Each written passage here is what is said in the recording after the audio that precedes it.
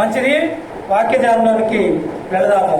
వెళ్లే ముందు కూడి వచ్చిన మీ అందరికీ మన ప్రభువును రక్షకుడైన యేసుక్రీస్తు వారి శ్రేష్టమైన నామములో శుభాభి వందనాలు. అందరూ బాగున్నారా? బాగున్నారా? ఒక్కసారి దేవుని నామాన్ని కనపరుచుకుందాం. బాగున్నాము అనుకున్నాడు. హల్లెలూయా, హల్లెలూయా. మంచిది ప్రియులారా. మరి మనము ప్రతి వారము కూడా ఒక అంశాన్ని కదా, 2 వారాలు ఇంకా ఉన్నారమ్మా. 4 అధ్యాయాలు అయిపోయినాయి. యోనా గారి నెక్స్ట్ ఈరోజు ఒక వ్యక్తిని గురించి తెలుసుకుందాం. అది ఎలా ఉండాలి మనిషి అనే దాన్ని బట్టి దేవుడు తన ఉచితమైన కృపలో ఈరోజు తెల్లవారుజామున లేచి, ప్రభువా, మరి ప్రతి వారము ఒక సబ్జెక్టు తీసుకొని కాస్త వివరించుకుంటూ వస్తున్నావు నీవు ఇచ్చిన జ్ఞానం కొలది. ఈ వారము ఏమివ్వాలయ్యా అని చెప్పేసి ప్రార్థన చేసుకున్నప్పుడు ఆ మంచం మీద నుంచి లేచి అట్లా కింద కాళ్ళానిచ్చి ప్రార్థన చేయటం అలవాటు. ప్రార్థన చేస్తూ ఉంటే దేవుడు ఒక వాక్యాన్ని సెలవిచ్చాడు. అదేమనగా, ఫిలోమోనుకు రాసిన పత్రిక ఉన్నదా మీ బైబిల్లో? పేజీ నెంబర్ 199 కొత్త నిబంధనలు. ఫిలోమోనుకు రాసిన పత్రిక 9.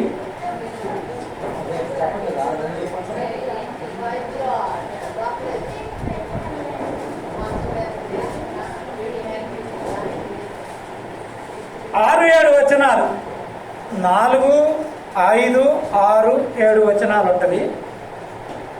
చదవాలి.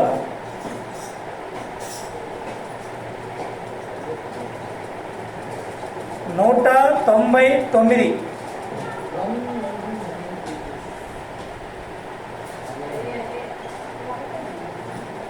అందుకే 6, 7 వచనాలు అన్నా, నేను అధ్యాయాలు చెప్పలే. చదవాలి.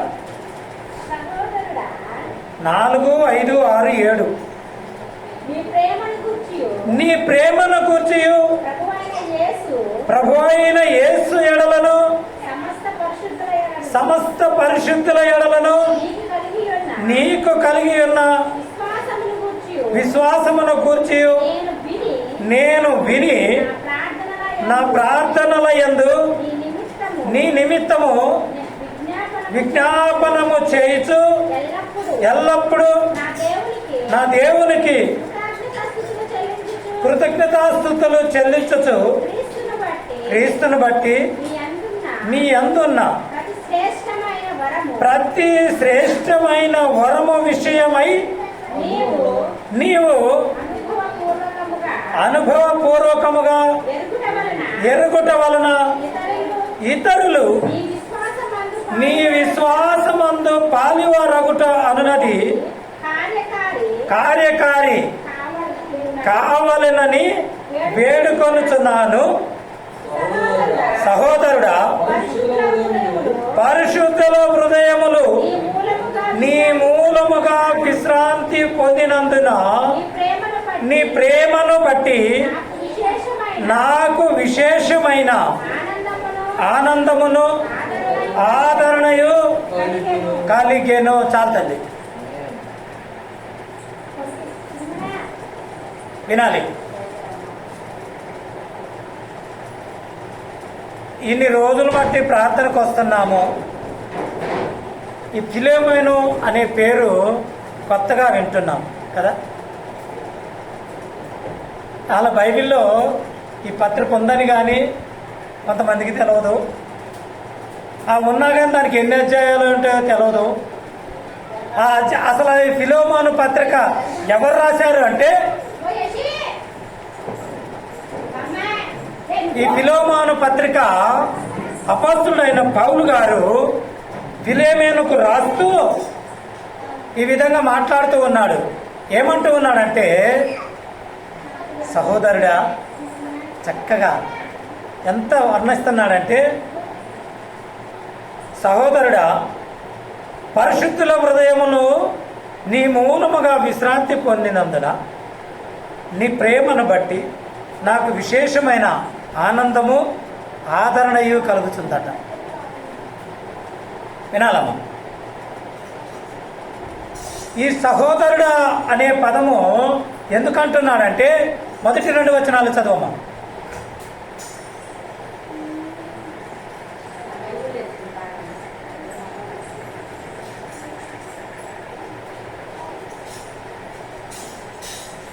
క్రీస్తు యేసు ఖైదీ అయిన పౌలును, సహోదరుడైన తిమోతిను, మా ప్రియుడును జతపనివాడినైన ఫిలోమోనుకు, మన సహోదరి అయిన అప్పియకును, తోడి యోధుడైన అర్కిప్పుకును, నీ ఇంటనున్న సంఘమునకు శుభమని చెప్పి వ్రాయినది. చాలా. ఈ ఫిలోమోను అనే వ్యక్తి ఒక సేవకుడట. అల్లరి చేయొద్దమ్మా.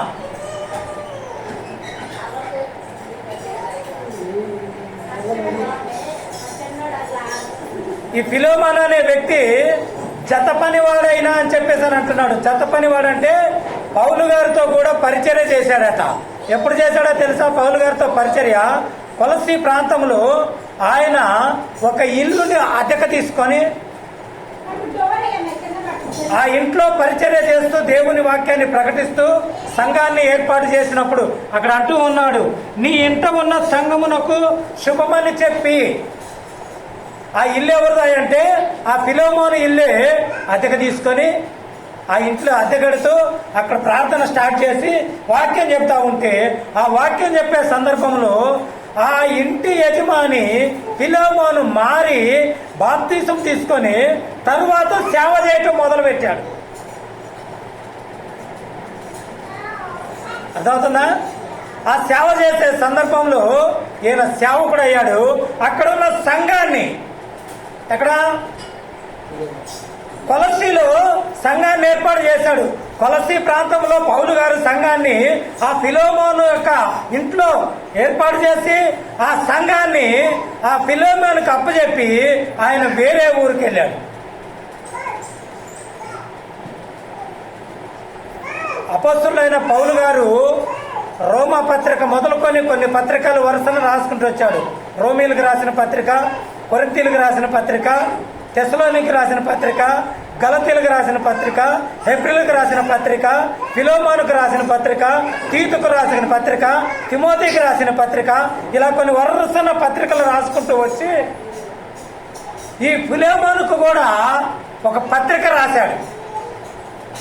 ఆ పత్రిక రాసినప్పుడు ఆయన ఎక్కడున్నాడంటే కారాగారంలో ఉన్నాడు. రోమాలో జైల్లో ఉన్నాడు. ఎందుకు జైలుకి వెళ్ళాడు? జైలుకి ఎందుకు వెళ్ళాడు? పౌలు గారు సువార్త ప్రకటిస్తూ ఉంటే, దేవుని గురించి చెప్తా ఉంటే గిట్టని వారు, ఇష్టం లేని వారు ఆ రోజున పౌలు గారిని జైల్లో వేశారు. ఆ జైల్లో కూర్చొని ఎవరెవరినంటే తిమోతిని ప్లస్ పౌలుని ఇంకొక వ్యక్తి ఉన్నారు. ఆ ముగ్గురిని జైల్లో వేసినప్పుడు ఆ జైల్లో కూర్చొని ఉత్తరం రాస్తూ మాట్లాడుతూ ఉన్నాడు. నా సహోదరుడా, నిన్ను గురించి చెప్పాలంటే ఇంకేమంటున్నాడంటే ఆ 6వ వచనంలో చదివితే చక్కగా ఉంటాడు. క్రీస్తును బట్టి మీ అందున్న ప్రతి శ్రేష్టమైన వరము విషయమై నీవు అనుభవపూర్వకంగా ఎరుగుట వలన ఇతరులు, ఎవరట? ఇతరులు నీ విశ్వాసములో పాలివారైట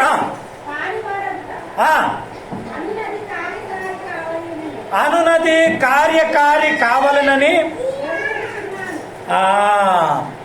అనేక మంది, ఇతరులు అంటే కొంతమంది, ఇతరులు అంటే అన్యులు, ఇతరులు అంటే దేవుని వాక్యం ఎరగని వారు, ఇతరులు అంటే దేవుడు అంటే తెలియని వారు, ఇతరులు అంటే ఏనాడు మందిరానికి వెళ్ళని వారు, ఇతరులు అంటే అసలు యేసుక్రీస్తు అంటేనే వినని వారు, ఉన్న విశ్వాసమును బట్టి, ఈయనలో ఉన్న ప్రవర్తన బట్టి, ఈయనలో ఉన్న ప్రేమను బట్టి వారు మారారట. హల్లెలూయా. ఇదంతా ఆయన ఎక్కడ నేర్చుకున్నాడంటే పౌలు గారి దగ్గర శిష్యరకం చేసి, పౌలు గారి దగ్గర బాప్తిస్మము పొంది, ప్రభు సన్నిధిలో పాదాలు పట్టుకొని యేసుక్రీస్తు వారి యొద్ద నేర్చుకున్న నేర్పము, ఆయనలో ఉన్న ప్రేమట. 7వ వచనం అదే మాట్లాడుతుంది. సహోదరుడా,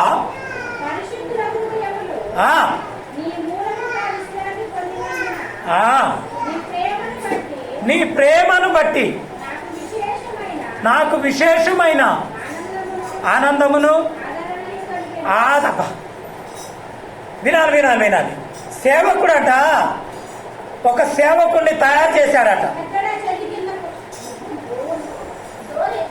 సేవకుడు ఆ గ్రామంలో కొన్ని రోజులు ప్రార్థన చేసి సంఘం ఏర్పాటు చేసి ఆ సంఘములో ఒక వ్యక్తిని బయటికి తీశాడు. బాప్తిసం ఇచ్చి ఒక వ్యక్తిని బయటికి తీసి ఆయన్ని సేవకుని చేశాడు. ఆయన సేవకుని చేసి అక్కడ ఉన్న సంఘము ఆయనకు అప్పు చెప్పి వెళ్ళాడు. ఆ వెళ్ళిన తర్వాత ఎవరైతే పౌలు గారు ఆ సంఘాన్ని అప్పగించారో ఆయన పౌలు గారు ఉన్నదానిలో కంటే అత్యధికముగా ఎదుటి వారిని ప్రేమించటం ఇవి చేస్తూ ఉన్నాడట. ఆయన ప్రేమను బట్టి విశేషమైన ఆదరణ, ఆనందము కలిగిందట దేవుని కృపలో. అంత గొప్ప సాక్ష్యము సంఘములో ఒక పిల్లవాడి గురించి చెప్తా ఉన్నాడు. ఎవరి గురించి? సంఘములో, ఆయన ఏర్పాటు చేసిన సంఘములో ఒక పిల్లవాడిని బయటికి తీసి, ఒక వ్యక్తిని తీసి ఆయన గురించి సాక్ష్యం చెప్తూ తర్వాత కిందికి వస్తూ అంటూ ఉన్నాడు. చదవాలమ్మా. కావున 8వ వచనం చదవమ్మా. కావున యుక్తమైన దానిని గూర్చి నీకు ఆజ్ఞాపించుటకు క్రీస్తునందు నాకు బహుధైర్యము కలిగి ఉన్నాను. వృద్ధుడను ఇప్పుడు క్రీస్తు యేసు ఖైదీనయ్యున్న పౌలను నేను ప్రేమను బట్టి వేడుకొనుట మరి మంచిదనుకొని నా బంధకములలో నేను కనిన నా కుమారుడగు ఒనేసిము కోసరము నేను వేడుకొనుచున్నాను. చాలండి. విన్నారా ఈ ఒనేసిము పేరు ఎప్పుడన్నా? వెళ్ళా కదా.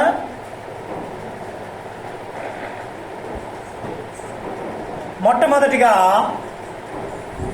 ఆయన ఏర్పాటు చేసిన సేవకుడైన ఫిలోమోను గురించి వేరే వాళ్ళు చెప్తుంటే విని సంతోషించి ఆనందపడి ఆ ఫిలోమోనుకు పత్రిక రాస్తూ అంటూ ఉన్నాడు, అయ్యా ఇదిగో నేను ఎక్కడున్నాను? బంధకాలలో ఉన్నాను, జైల్లో పడి ఉన్నాను. నేను జైల్లో ఉన్నప్పుడు నా ప్రాణ సమానుడైన ఒనేసిము ఈ బంధకములో నేను కనియన్న కుమారుడు. ఈ ఒనేసిము అనే దగ్గర ఒక నెంబర్ వేసి ఉంటుంది చూడమ్మా.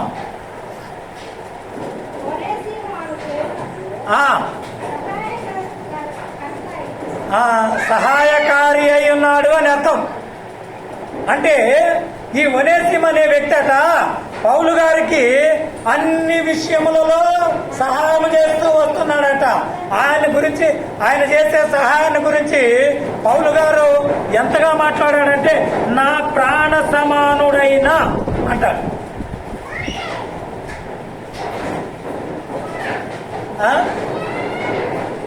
ఆయన ప్రాణానికి ఆదరణ కలిగించేవాడట, సేద తీర్చేవాడట. సేవకుడు పడుకుంటే కాళ్ళు ఎత్తేవాడట, ఫ్యాన్ లేదుగా జైల్లో విసిరేవాడట. ఆయనకి ప్రతి పరిచర్య కూడా ఒనేసిము చేసేవాడట. ఈ ఒనేసిము అనే మాటకు ఆయన సహాయకారి అని చెప్పేసి అని అన్నాడు. అయితే ఈ ఒనేసిము అంతకుముందు ఎక్కడున్నాడు? చదవమ్మా, కంటిన్యూషన్. అతడు నీకు మునుపు నిష్ప్రయోజనమైన వాడే కానీ ఇప్పుడు నీకును నాకును ప్రయోజనకరమైన వాడాయను. నా ప్రాణము వంటి వాడై నీ యొద్దకు తిరిగి పంపుతున్నాను. చాలా హల్లెలూయా. ఎటువంటి వాడట? ఎవరైనా ఒనేసిము. ఈ ఒనేసిము అనే దానికి ఇంతకు ముందంట నిష్ప్రయోజకుడై ఉండొచ్చు నీకు, కానీ మొదటి రాజుల గ్రంథము 9వ అధ్యాయం 13వ వచనము, పేజీ నెంబర్ 289, పాత నిబంధన. చూడాలి. పేజీ నెంబర్ 289, పాత నిబంధన, మొదటి రాజుల గ్రంథము 9వ అధ్యాయము 13వ వచనము.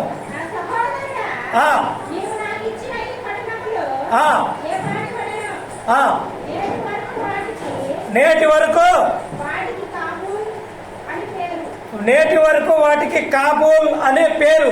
కాబూల్ అనే దగ్గర ఒక పదం ఉంటది, ఒక నెంబర్ ఉంటది. పుట్టినోట్లు ఏమంటుంది చూడమ్మా. కాబూల్ అనగా నిష్ప్రయోజనము. ఫిలెమోను, నీకు ఇంతకు ముందు ఈ ఒనేసిము అనే వ్యక్తి నీకు కాబూల్ అయి ఉండొచ్చు, నిష్ప్రయోజనకరమైన ఉండొచ్చు. ఈ కాబూల్ అనేది ఆఫ్ఘనిస్తాన్ యొక్క ముఖ్య పట్టణం. ఇప్పుడు ఈ రోజు వరకు కూడా దాన్ని కాబూల్ అనే అంటున్నారు. ఆఫ్ఘనిస్తాన్ యొక్క రాజధాని. నీకు నీ దగ్గర ఉన్నప్పుడు ఈ ఒనేసిము అనే వ్యక్తి కాబూల్ అయి ఉండొచ్చు, నిష్ప్రయోజనమై ఉండొచ్చు. అక్కడ ఎందుకున్నాడంటే ఈ ఫిలెమోను అనే వ్యక్తి ఈ ఒనేసిము అనే వ్యక్తిని దాసునిగా కొనుక్కున్నాడు. దాసునిగా కొనుక్కుంటే అక్కడ దాసరకం తట్టుకోలేక భయపడి పారిపోయి వచ్చాడు. ఆ పారిపోయి వచ్చేటప్పుడు ఏం తప్పు చేశాడో ఏంటో తెలియదు, కానీ ఆయన్ని జైల్లో వేశారు. ఆ జైల్లో వేసినప్పుడు ఈ జైల్లో ఏనున్న గదిలోనే పౌలు గారు ఉన్నాడు. ఎక్కడ? జైల్లో. ఆ జైల్లో పౌలు గారు సువార్త ప్రకటిస్తూ ఉన్నాడు. అక్కడ కూర్చున్న వాళ్ళకి చెరసాలలో వేసిన, అవునా, చెరసాలలో వేసి సంఖ్యలు బిగిస్తే అక్కడుండి కూడా ప్రార్థన చేస్తున్నారట. ప్రార్థన చేస్తూ వాక్యం చదువుతూ వాక్యం చెప్తూ సువార్త ప్రకటిస్తూ ఉంటే పౌలు గారి ప్రవర్తన చూసి, పౌలు గారి వాక్యము విని, పౌలు గారి ప్రార్థన చూసి, పౌలు గారి యొక్క స్థితిగతులను చూసి ఎందుకో ఈ ఒనేసిము అనే వ్యక్తి, దొంగగా ఉన్న వ్యక్తి, ఖైదీగా ఉన్న వ్యక్తి పౌలు గారికి పరిచర్య చేయాలనిపించింది. ఎవరికి? పౌలు గారు ఎవరు? దేవుని యొక్క సేవకుడు. ఎవరు? దేవుని యొక్క సేవకునికి పరిచర్య చేయాలనిపించిందంట. ఎంతగా పరిచర్య చేయాలనిపించిందంటే పౌలు గారు అతని గురించి చెప్తా ఉన్నాడు, నా ప్రాణ సమానమైన. అంటే ఇంకొక మాట ఏం చెప్పాలంటే, ఆ జైల్లో ఉన్నప్పుడు ఒక్క పోసినప్పుడు ఒక్కొక్కసారి ఊపిరి ఆడకపోతే ఈ ఒనేసిము వెళ్ళి ఊదాడు అనుకుంటా. ఒక్కొక్కసారి చెమటకి అల్లాడిపోతా ఉంటే విసనగర్ర పెట్టి విసిరాడు అనుకుంటా. విసనగర్ర లేని సమయంలో ఆయన ఒంటి మీద ఉన్న బట్టలైనా ఇప్పి విసిరాడు అనుకుంటా. వృద్ధుడు అంట ఆయన. పౌలు గారు వృద్ధుడు. చెమట తూడ్చాడు, స్నానం చేయించాడు, ఆయనకు కావలసిన ప్రతి పరిచర్య చేశాడట. అందుకే ఆయన అంటూ ఉన్నాడు, నా ప్రాణ సమానుడైన ఒనేసిమును బట్టి నిన్ను నీ యొద్దకు మళ్ళా పంపుచున్నాను. చదవమా 14వ వచనం.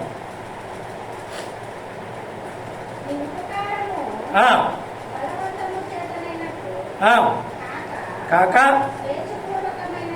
స్వేచ్ఛపూర్వకమైనదిగా ఉండవలనని నీకు సమ్మతి లేక ఏమీ చేయటం నాకు ఇష్టం లేదు. అతడిక మీదట దాసుడుగా ఉండక దాసుని కంటే ఎక్కువ వాడవును, నా ప్రియ సహోదరుడు గాను విశేషముగా నాకును శరీర విషయమును ప్రభు విషయమును మరి విశేషముగా నీకును ప్రియ సహోదరుడు గాను నీ వద్ద ఎల్లప్పుడు ఉండటకే కావాలో అతడు కొద్ది కాలము నిన్ను ఎడబాసి ఉండెను. కాబట్టి నీవు నన్ను నీతో పాలివానిగా వెంచిన ఎడల నన్ను చేర్చుకున్నట్టు అతన్ని కూడా చేర్చుకొనుము. చాలమ్మా. ఫిలోమోను, నేను నీ దగ్గర ఉన్నప్పుడు నువ్వు నన్ను ఎంతగా ఆదరించావో, నువ్వు నన్ను ఎంతగా ప్రేమించావో అంతగా నీ దగ్గర నుండి ఇంతకుముందు నీ దగ్గర దాసరికం చేసిన దాసుడైన ఒనేసిము ఉన్నాడే, ఆ ఒనేసిము నిన్ను కొంతకాలం ఎడబాయటానికి కారణం ఏంటంటే శారీరకంగా కానీ ఆత్మీయంగా కానీ నీతో కూడా సమానుడు ఒకటి కొరకు. ఎందుకు? నీతో కూడా సమానుడు ఒకటి కొరకు అక్కడి నుంచి బంధకాల్లో నా దగ్గరకు వచ్చి నా ద్వారా దేవుని సువార్త విని బాప్తిస్మము పొంది నాకు ప్రాణ సమానమైన వ్యక్తి నీకు కూడా ప్రాణ సమానం అవుతాడు. హల్లెలూయా. కాబట్టి ఇక మీదట నువ్వు అతన్ని దాసునిలా చూడొద్దు. ఎలా చూడాలి? సహోదరునిగా చూడాలి, సమకాలికలుగా చూడాలి. ఇంకా అతి ముఖ్యమైన మాట ఏమంటున్నారంటే పౌలు గారు, నీవు నన్ను చూసావి,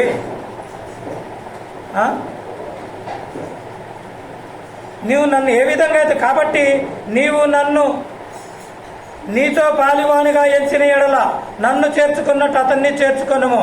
అతడు నీకు ఏ నష్టము అయినను కలగజేసిన ఎడలను నీకు ఏమైనా రుణమున్న ఎడల అది నా లెక్కలో. ఈయనంట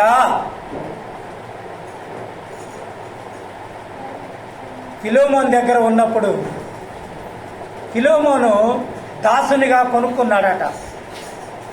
ఈ రోజుల్లో లేరేమో దాసులు, కానీ ఆ రోజుల్లో ఒక వ్యక్తిని సంతలోకి తీసుకెళ్తే అక్కడ నిలబెట్టి, తెలుసా ఈ సంగతి?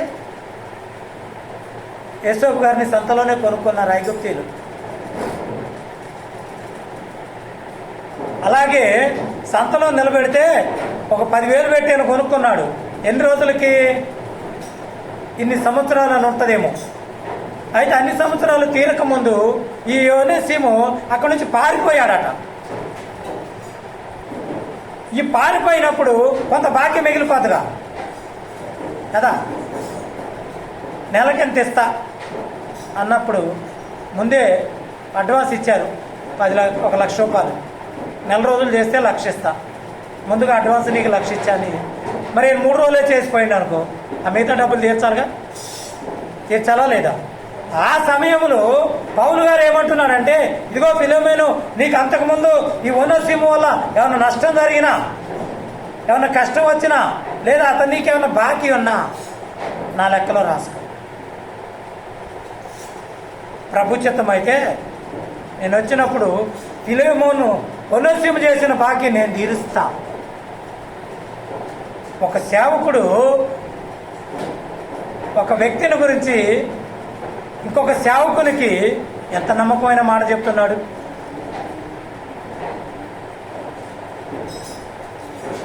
అమ్మా, అంత నమ్మకం మనలో ఉందా? ఆయన ఏమంటున్నాడు? నా ప్రాణం ఎటువంటిదో నాకు ఒనేసిము అటువంటి వాడు. ఆయన చేసిన అప్పులు ఏమన్నా ఉంటే, ఆయన చేసిన తప్పులు ఏమన్నా ఉంటే, ఆయన ఆడిన అబద్ధాలు ఏమన్నా ఉంటే, ఆయన నీకేమైనా అప్పై ఉంటే అది నేనిస్తా. ఎంత నమ్మకం ఉంటే అంటారు? కన్న కొడుకైనా సరే అప్పు చేస్తే వాడు ఎందుకు చేసిండో మాకు తెలియదు, కానీ వాడిని అడుక్కో, అవును కదా. కానీ ఈయన కూడా కన్న కొడుకే ఆత్మీయంగా. ఒనేసిము పౌలు గారు చెరసాల్లో ఉన్నప్పుడు పౌలు గారు వాక్యము విని మారు మనసు పొంది బాప్తిస్మం పొంది ఆయన చెంత ఆయన సేవ చేస్తూ ఉంటే ఒనేసిము పౌలు గారికి చేసిన సేవను బట్టి ఎంత ఇచ్చినా తక్కువే అనుకున్నాడట. అప్పుడు ఇటమే కాదు, అంతకుముందు చేసిన పాత బాకీలు కూడా తీర్చడానికి ఇష్టపడ్డాడు. ఈ రోజున సేవకులను మనం ఎలా చూస్తున్నాం అమ్మా? ఎలా చూస్తున్నాం సేవకుల్ని?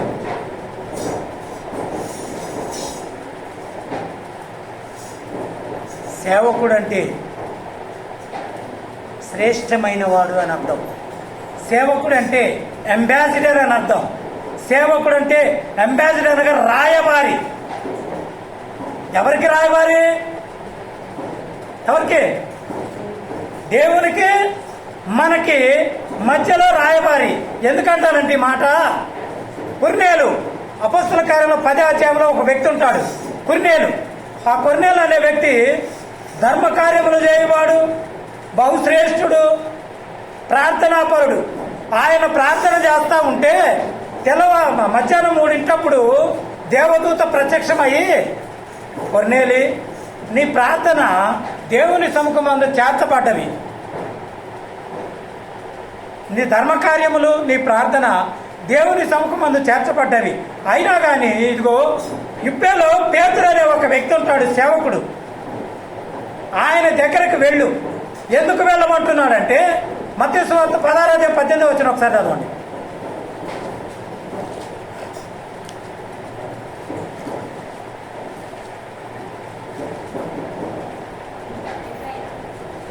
అధ్యాయము 18వ వచనం. మరియు నీవు పేతురు, ఈ బండ మీద నా సంగమును కట్టుదను, పాతాళలోక ద్వారములు దాని ఎదుట నిలువనేరవు. నేను నీతో చెప్పుచున్నాను, పరలోక రాజ్యము యొక్క తాళపు చెవులు నీకిచ్చెదను. నీవు భూలోకమందు దేనిని బంధించదవో అది పరలోకమందును బంధింపబడును. భూలోకమందు దేనిని విప్పుదువో అది పరలోకమందును విప్పబడునని అతనికి చెప్పాను. చాలు తల్లి, వినాలి వినాలి వినాలి. వాక్యం ఏమంటుందంటే, నేనేమంటున్నాను అనొద్దు, వాక్యం ఏమంటుందంటే పరలోక రాజ్యమునకు తాళం ఉందంట. పరలోక రాజ్యము తలుపు వేయబడదట, దానికి తాళం ఉంటుందట. ఆ తాళము సేవకుడికి ఇచ్చాడు. అర్థమవుతుందా? తాళం అంటే ఏంటంటే వేరే తాళాలు ఏమి కాదు సుమి, తాళం గడిపెట్టి తీసే తాళాలు కాదు, దేవుని రాజ్యం మర్మాలు. ఒక వ్యక్తి పరలోక రాజ్యమునకు వెళ్ళాలంటే ఎలా నడుచుకోవాలో, ఎలా బ్రతకాలో, ఎలా ప్రవర్తించాలో, ఎలా ప్రార్థన చేయాలో ఇవన్నీ కూడా సేవకునికి చెప్పి సేవకుని ద్వారా నీకు చెప్పిస్తున్నాడు. అవునా? మరి సేవకుడికి ఎంత ఇవ్వాలమ్మా? ఇవ్వాలా లేదా?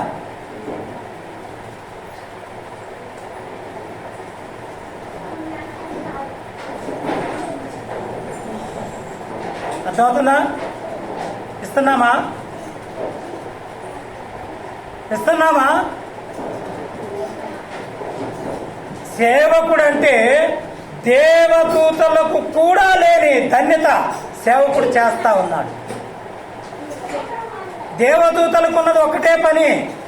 ఎక్కడైతే దేవుడు అత్యున్నత సింహాసనం మీద కూర్చుంటాడో వాళ్ళకి నేర్పిన పదం ఒక్కటే. ఏంటో తెలుసా? పరిశుద్ధుడు, పరిశుద్ధుడు, పరిశుద్ధుడు అని నిత్యము దూతలతో కొనియాడబడుతున్నా. ఒకటే పదం వాళ్ళకి నేర్పిండు, ఏమీ లేదు. పరిశుద్ధుడు, పరిశుద్ధుడు పరిశుద్ధుడు. కానీ యేసయ్య సేవకునికి ఏం నేర్పారంటే పరలోక రాజ్య మర్మాలు నేర్పారు. పరలోక రాజ్య ప్రవేశానికి ఎలా వెళ్ళాలో, ఎలా ప్రవర్తిస్తే వెళతారు అనేది సేవకునికి చెప్పి సేవకుని ద్వారా విశ్వాసులకు చెప్పించాడు. నువ్వు ఒక ఎమ్మెల్యే గారి దగ్గరికి వెళ్ళాలి, నీకు ఒక సర్టిఫికెట్ మీద సంతకం పెట్టాలి. సంతకం పెట్టాలంటే ఎమ్మెల్యే గారి దగ్గరికి వెళ్ళటానికి నీకు డైరెక్ట్గా పర్మిషన్ లేకపోతే నీకు ఒక మధ్యవర్తి ఉంటాడు. ఆ మధ్యవర్తికి నువ్వు విలువిస్తావా ఇవ్వా? వాడు అడిగింది ఇస్తాం విలువతో పాటు, పని కావాలంటే కదా. మరి అదే విధంగా నీకు నిత్య జీవమునిచ్చే యేసయ్య దగ్గరికి వెళ్ళటానికి ఒక సేవకుని నీకు మీడియేటర్గా పెట్టినప్పుడు సేవకుడికి నువ్వు ఎంత విలువ ఇవ్వాలి? అంత విలువిమ్మంటున్నాడు. నాకైతే ఎంత విలువిస్తున్నావో అంతే విలువ ఇంతకు ముందు నీ దగ్గర దాసుడయ్యుండి నా దగ్గరకు వచ్చి నాకు ప్రాణ సమానుడైన ఓనసీముకు కూడా నువ్వు అదే విలువ ఇవ్వు. ఏమాత్రం తగ్గటానికి వీలేదు సుమి. ఇంకొక మాట అంటూ ఉన్నాడు అపోస్తలుడు మత్తయి సువార్తలోని యేసుక్రీస్తు వారు 10వ అధ్యాయము 10వ వచనం చదవమ్మా.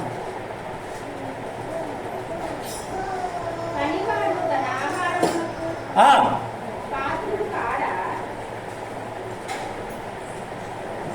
13వ వచనం చదువు. ఆ ఇల్లు యోగ్యమైనదైతే మీ సమాధానము దాని మీదకి వచ్చును, అది అయోగ్యమైనదైతే మీ సమాధానము మీకు తిరిగి వచ్చును. దీన్ని ఏమంటున్నాడంటే నువ్వు ఏ గ్రామానికి వెళ్ళినా ఏ పట్టణానికి వెళ్ళినా అక్కడికి వెళ్ళి అక్కడున్న వాళ్ళకి శుభాన్ని చెప్పి అమ్మా ఇటు చూడాలి నా వైపు చూడాలి. ఏ రోజునైనా మీ పాస్టర్ గారు వచ్చినప్పుడు మీ ఇంటికి వచ్చి ఏం చెప్తున్నారమ్మా? మీ ఇంటి ముందుకు వచ్చినప్పుడు మంచి చెప్తున్నారా చెడు చెప్తున్నారా?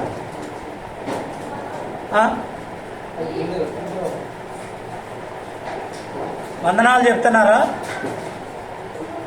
వందనాలతోనే కాదు, ఆ ఇంట్లోకి వెళ్ళి ప్రార్థన చేస్తున్నాం. ప్రార్థన చేసేటప్పుడు అయ్యా కుటుంబం అంతా సుభిక్షితంగా ఉండాలని చెప్పేసి ప్రార్థన చేస్తున్నాడు సేవకుడు. నీ మేలు కోరుతున్నాడా నీ కీడు కోరుతున్నాడా సేవకుడు? నీ మేలు కోరే సేవకుడు నువ్వు ఎలా గౌరవించుకోవాలి? నువ్వెందుకు పనికిరానున్నప్పుడు, నువ్వు ఆ ఊర్లో ఏమి చేయలేనప్పుడు, నేను నీ దగ్గరకు వచ్చినప్పుడు దేవుడు ప్రేరేపణ కొలది నువ్వు నాకు ఒక ఇల్లు అద్దెకిచ్చావు. ఆ ఇంట్లో సంఘాన్ని ఏర్పాటు చేశా. ఆ సంఘంలో నువ్వు కూడా ఒక సభ్యుడివి, నువ్వు కూడా ఒక విశ్వాసి అయి ఉన్నప్పుడు నేను దేవుని వాక్యాన్ని ప్రకటించినప్పుడు ఆ మాటలు విని దేవుని రాజ్యం మర్మాలు విని నీవు మారి బాప్తిస్మము పొంది నీవు దేవుని సేవలో కొనసాగుతున్నప్పుడు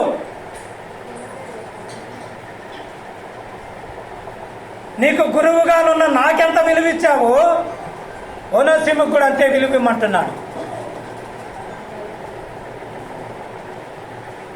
ఏమాత్రము తగ్గొద్దట.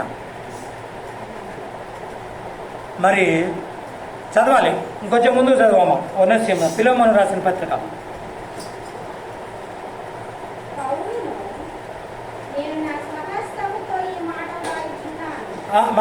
18వ చదువు. ఓకే 19 చదువు. అతడు ఏ రుణమైన పౌలను నేను నా స్వహస్తముతో ఈ మాట వ్రాయిచున్నాను, అది నేనే తీర్తును. అయినను నీ ఆత్మ విషయములో నీవే నాకు రుణపడి ఉన్నావని నేను చెప్పనేలా? అవును సహోదరుడా, ప్రభువునందు నీ వలన నాకు ఆనందము కలగనిమ్ము, క్రీస్తునందు నా హృదయం నాకు ఇక్కడ అంటూ ఉన్నాడు. ఇగో నువ్వు చూస్తున్నావే, నీ దగ్గర నుంచి పారిపోయి వచ్చాడు ఓనసీము, అతను నీకు అప్పగించాను కదా. అప్పగించినప్పుడు నేను ఒక మాట రాస్తున్నా, లేఖ రాస్తున్నాడు కదా. ఎవరితోనూ రాపేయట్లే, ఎందుకంటే రేపటి రోజున డబ్బులు కట్టాలి కదా. పౌలు గారు ఏమంటాడు, ఆయన నీకు ఏదన్నా అప్పు ఉంటే అది నేను కడతా అని మాట అంటాం కాదు సుమి. దస్తూరి రాపిస్తారు ఎప్పుడైనా కాగితాలు రాసేటప్పుడు, కొత్తనా రామసర్ నోట్లు రాస్తాం కదా మనం, కింద దస్తూరి ఒకళ్ళ పేరు రాస్తారు. లేదు మనం సొంతంగానే రాసామనుకో కింద దస్తూరి కూడా మనమే పెట్టాలి, ఇది రాసిన వారు పలానా అని కదా. అలాగే ఎవరు రాయలే, వాళ్ళు ఎందుకో రాశారు, నాకు సంబంధం లేదు అంటారా పౌలు గారు. నా స్వహస్తాలతో నేను రాస్తున్నా, ఈ అప్పు నేనే తీరుస్తా. అయినా కానీ ఉన్నసి పౌలు ఫిలోమోను ఇటు వినాలమ్మా, చూడాలి. నేను అప్పు తీరుతా అని చెప్తున్నా, కానీ అసలు ఒక విషయం ఏంటో తెలుసా, నువ్వే నాకు బాకీ. ఎవరట? ఫిలోమేనే పౌలుకు బాకీ అట. ఎట్లా? ఆత్మ విషయములు నీకోసం ఎన్నో రాత్రులు ఉపవాసం ఉండి ప్రార్థన చేశా, ఎన్నో రాత్రులు కన్నీరు గార్చి ప్రార్థన చేశా, ఎన్నో రాత్రులు నీకోసం నేను నిద్రలేని రాత్రులు గడిపా. ఎందుకు? ఒక ఆత్మ రక్షింపబడాలని. అటువంటిది పోల్చుకుంటే నువ్వు నా కోసం ఏనాడు ప్రార్థన చేయవు, ఏదో చేస్తావు. అయ్యగారు మారాలని చేస్తారు ఎడన్నా? చూడాలా? అయ్యగారు మారు మనసు పొంది బాప్తిసం తీసుకోవాలని విశ్వాసులు ఎవరైనా చేస్తారా? కానీ అయ్యగారు చేశారు. పౌలు అయ్యగారు ఇంతకాలం నీ కోసం కష్టపడి నేను చేశానే ప్రార్థన, ఆ ప్రార్థన ప్రతిఫలమే నువ్వు ఈ రోజున సేవకుడు కావటానికి, ఆ ప్రార్థన ప్రతిఫలమే నువ్వు ఆ సంఘాన్ని నడిపించడం, ఆ ప్రార్థన ప్రతిఫలమే ఆ ఈ ఓనసీము నా దగ్గరకు రావటానికి. ఈ ఓనసీము కోసం నేను చేసిన ప్రార్థన నాకు ప్రాణ సమానుడై ఉన్నాడు. అయినా నువ్వే నాకు బాకీ ఉన్నావు.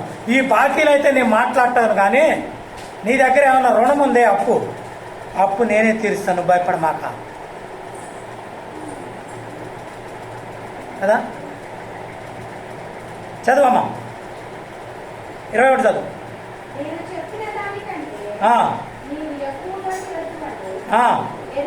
ఎరిగి నా మాట విందువని నమ్మి నీకు వ్రాయిచున్నాను.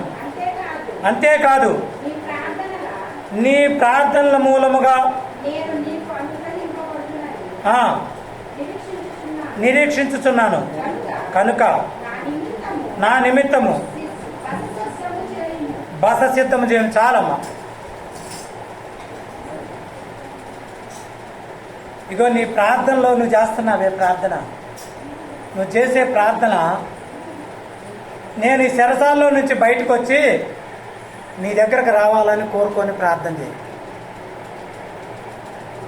నీకు బాకీ ఉంది కదా ఒనేసిము, ఆ ఒనేసిము బాకీని నేను తీరుస్తా. నేను వచ్చేటప్పుడు నాకు భోజనం సిద్ధం చేయ అంటున్నాడు.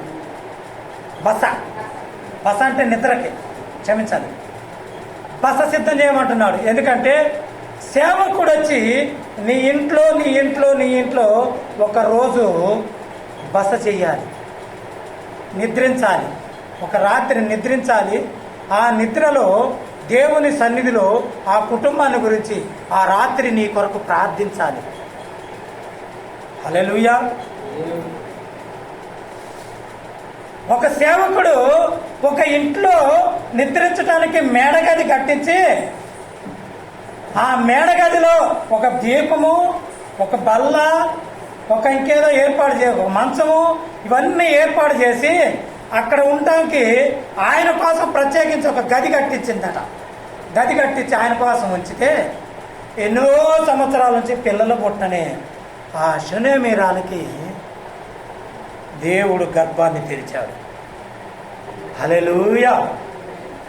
ఆ తర్వాత అదే సేవకుడు ఆ ఇంట్లోనికి వెళ్ళి, ఆ గదిలోనికి వెళ్ళి ప్రార్థన చేస్తూ వస్తూ ఉంటప్పుడు, అయ్యగారు ఎక్కడో ఉంటారు కదా, కొన్ని ఊళ్ళు తిరిగేటప్పుడు మళ్ళా ఆ ఊరికి వచ్చేదానికంటే ముందు దేవుడిచ్చిన కుమారుడు చనిపోయాడట. చనిపోతే తన దాసుని పంపించి, ఇదిగో ఒక ప్రవక్త ఏలియా గారు, ఆయన ప్రార్థన చేస్తే నాకు గర్భం తెరవబడ్డది, కుమారునిచ్చాడు, ఆ కుమారుడు చనిపోయాడు, మళ్ళీ ఆయన పిలుచురా ప్రార్థన చేసిన బతుకుతాడు.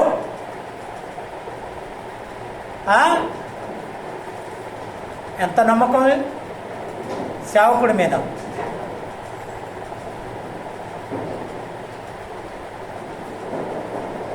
సేవకుడా నీ భాగ్యం ఎంత గొప్పది, సేవ చేయు నీ బ్రతుకు. ఎవరిది ఎవరిది ఎవరిది చెప్పాలి. సేవకుడి బ్రతుకు ధన్యమైనది. నీకు ధన్యత అవసరం లేదా?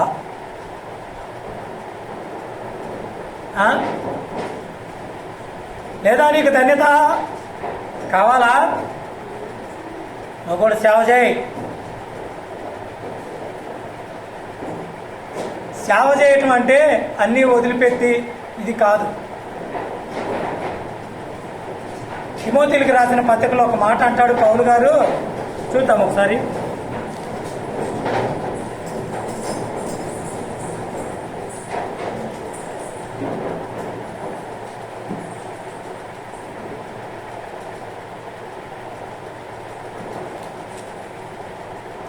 మూడో అధ్యాయం 5వ వచనము.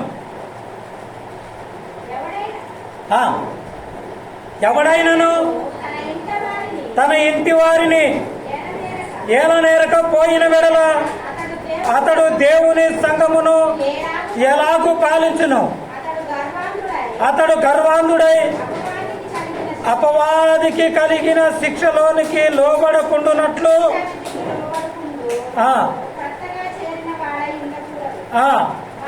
మరియు అతడు నిందల పాలై అపవాది ఉరిలో పడకుండునట్లు సంఘమునకు వెలుపట వారి చేత ఏం చేయాలట? సేవ చేసేవాళ్ళు కుటుంబాన్ని అలా వద్దా? నీ కుటుంబాన్ని నువ్వు చూసుకుంటూ దేవుని సేవ చేయి. పౌలు గారు అంటూ ఉన్నాడు, నేను ఎవరి దగ్గర అప్పు లేను. ఎందుకు లేనో తెలుసా? నా కష్టార్జితం నేను చేసి నా డేరాలు నేను కుట్టి ఆ డేరాలు కుట్టిన సంపాదనతో వచ్చిన డబ్బులు పెట్టుకొని మీకు పరిచయం చేస్తున్నాను. ఈ రోజున మేము చేసేది ఏంటమ్మా?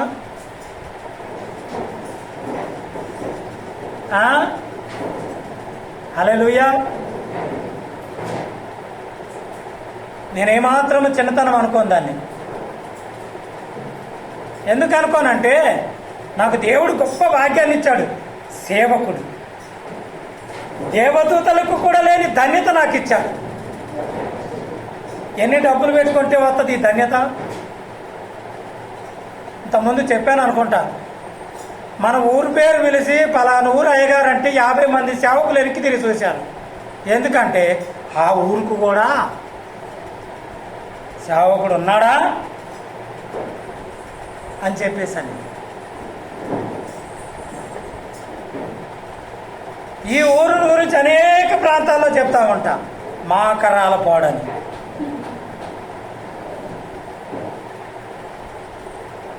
మన కాళం గారు వాళ్ళ అమ్మాయి వాళ్ళ ఇంటి దగ్గరికి వెళ్తే, అమ్మ ఎప్పుడు వస్తున్నా మా ఊరు అన్న. మన ఊరు అయ్య గారు అండి కదా.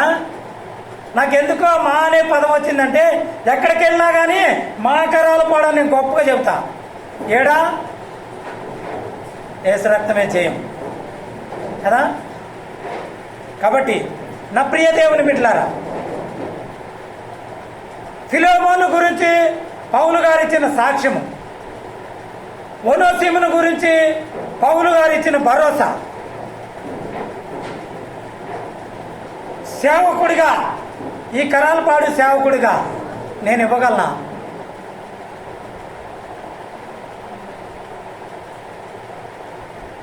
గొంతులో వెలక్కాయ పడ్డట్టు అయింది.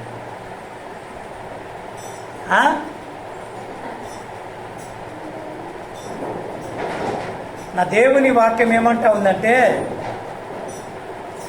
ప్రతి విషయంలోనూ మీరు నాకు విలువిచ్చినా ఇవ్వకపోయినా, అన్నిటికంటే రిటైర్మెంట్ లేని పదవి నాకు ఇచ్చాడు. రాష్ట్రపతికైనా, దేశాన్ని రాష్ట్రపతికైనా మాజీ రాష్ట్రపతి అంటారు. అంటారా లేదా? మాజీ అయ్యగారు అని ఇప్పుడు నిన్నారా? నాకు